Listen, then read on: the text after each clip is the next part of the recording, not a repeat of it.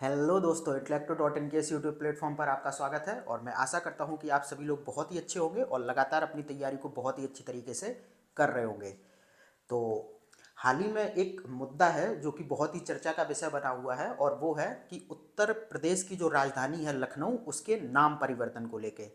तो आज हम उसी के संदर्भ में थोड़ी सी चर्चा करेंगे और करंट अफेयर्स की जो चीज़ें होंगी वो यहाँ से देखेंगे, और जो आपकी प्रारंभिक परीक्षा और मेंस परीक्षा के लिए जो यहाँ से चीज़ें होंगी उन पर भी हम लोग थोड़ी सी चर्चा करेंगे। तो आइए फिर स्टार्ट करते हैं। तो हाल ही में क्या हुआ है कि एक बीजेपी के सांसद हैं प्रतापगढ़ से, जिनका नाम क्या है, संगम लाल गुप्ता। ठीक है। और इन्होंने क्या किया है, इन्होंने मांग की है कि जो उत्तर प्रदेश की राजधानी लखनऊ है उसका नाम परिवर्तित करके लक्ष्मणपुर या फिर लखनपुर कर दिया जाना चाहिए।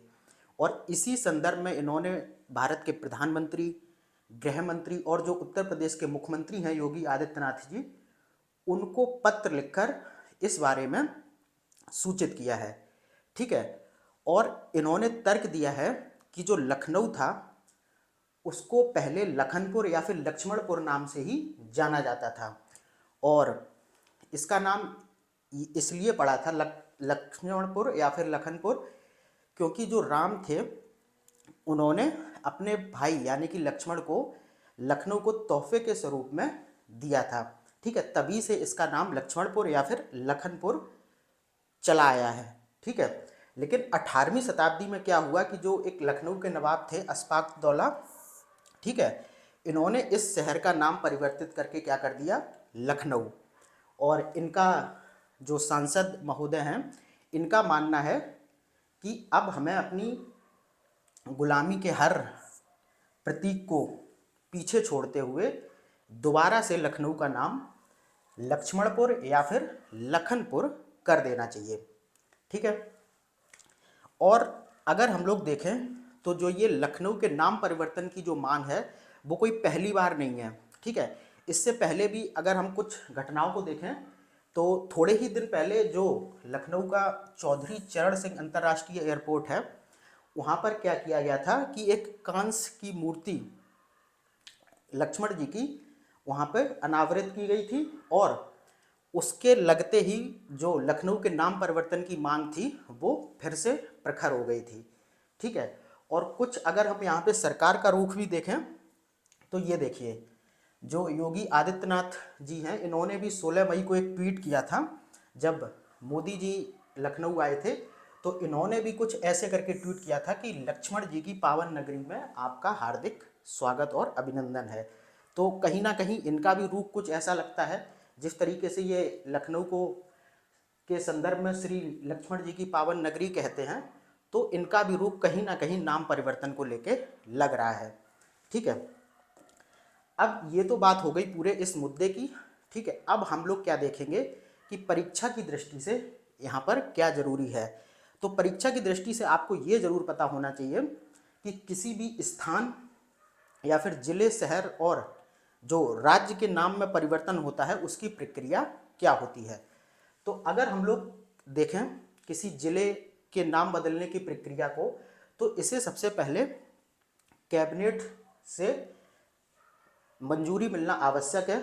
उसके बाद जो ये मंजूर किया हुआ प्रस्ताव है उस पर राज्यपाल की सहमति भी आवश्यक है। ठीक है। जब राज्यपाल की सहमति मिल जाती है तो इसे, इस प्रस्ताव को कहाँ पर भेज दिया जाता है, केंद्रीय गृह मंत्रालय में।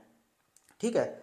और फिर जो केंद्रीय गृह मंत्रालय है वो भारत के रेल मंत्रालय, डाक विभाग, सर्वेक्षण विभाग आदि से अनापत्ति प्रमाण पत्र लेके ही किसी स्थान के नाम बदलने की स्वीकृति देता है। ठीक है।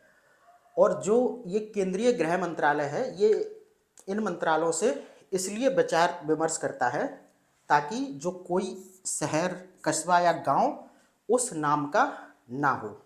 ठीक है। यानी कि दो नाम एक जैसे ना हो जाएं। तो ये थी किसी स्थान के नाम बदलने की प्रक्रिया।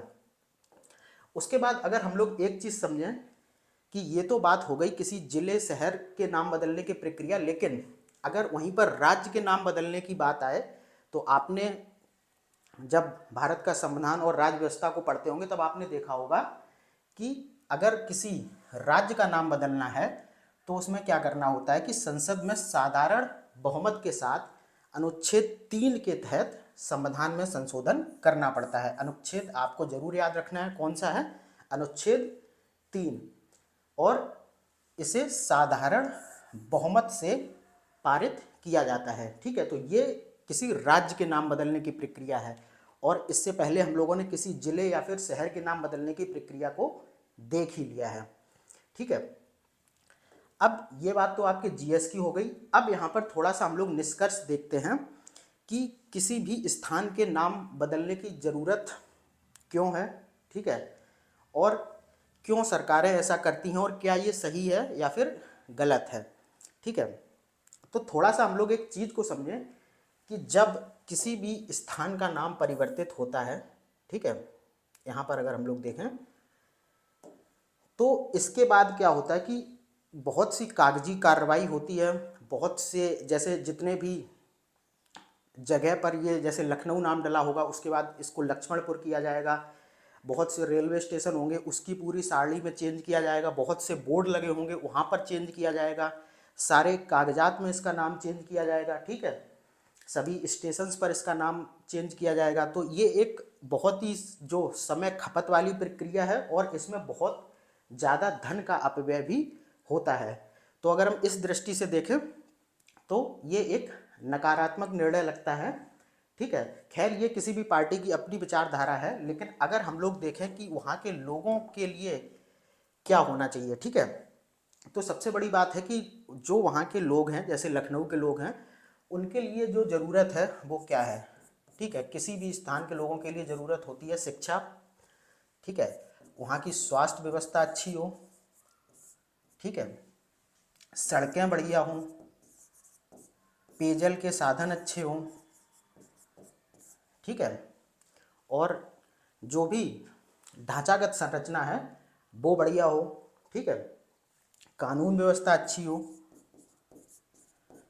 तो नाम परिवर्तन तो किसी भी पार्टी का अपना एक अलग मत हो सकता है या फिर कोई भी राजनीतिक एजेंडा हो सकता है, लेकिन अगर नाम परिवर्तन करना ही है तो सरकार को उसके साथ में शिक्षा, स्वास्थ्य, सड़क, पेयजल और कानून व्यवस्था को भी एक सकारात्मक परिवर्तन उसमें करना होगा, ताकि जो वहाँ के लोगों का जीवन स्तर है, जो वहाँ की लोगों की जीवन शैली है, उसमें भी सुधार आए।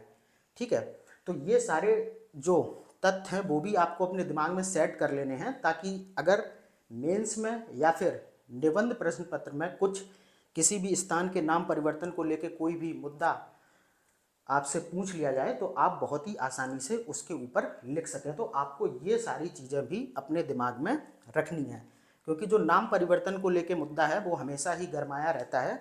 अभी आप देखेंगे कि फैजाबाद का नाम चेंज किया गया था, फिर इलाहाबाद का नाम चेंज किया गया था, अब लखनऊ की बारी है।